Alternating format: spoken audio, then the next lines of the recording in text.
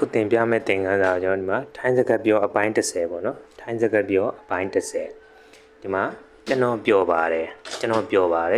သလိုခံကျွန်တော်ပြောသလိုခံစားရတယ်ကျွန်တော်ပြောတယ်ပေါ့နော်ကျွန်တော်ပြောပါတယ်ဆိုရင်ผมรู้สึกดีใจผมรู้สึกดีใจဒီမှာရအတန်ကိုတို့ကလအတန်ပဲတကယ်စကားပြောမှကြောက်လအတန်ပဲအစားထွက်တယ်ဆိုတော့ผมรู้สึกดีใจผมรู้สึกดีใจကျွန်တော်ပြောပါတယ်พอมอผมรออูรูไม่โทรูซออึขอสึกดออีดีจอไอใจ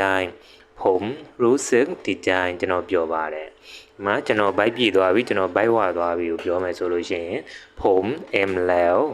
ผมเอ็มแล้วဒီမှာแล้วမှာကျတော့ဒီမှာအနီးစပ်ဆုံးแล้วဆိုရင်လည်းကျွန်တော်ဒီလိုမျိုးဒီအတန်နားလည်အောင်လွယ်အောင်ရေးပေးထားပါဘောနော်သူရဲ့အတန်ထွက်တိုင်းဆိုရင်တော့လောအဲဝလဲဦးမိုက်ထိုလဲဦးပေါ့နော်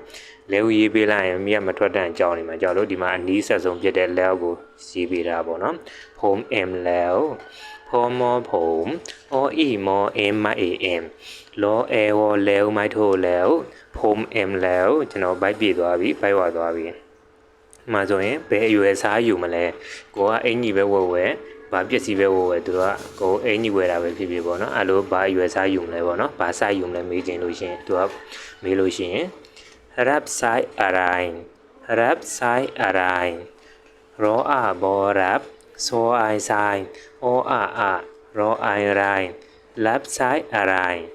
rap sai arai ဘယ်ရွယ်စားယူမလဲ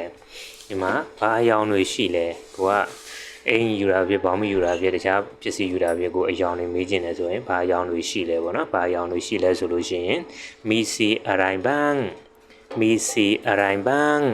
မော်အီမီစောအီစီအောအာရောအိုင်ရိုင်ဘောအာငောဘန်းမိုက်ထိုဘန်းမီစီအရိုင်ဘန်းဘာအယောင်တွေရှိလဲ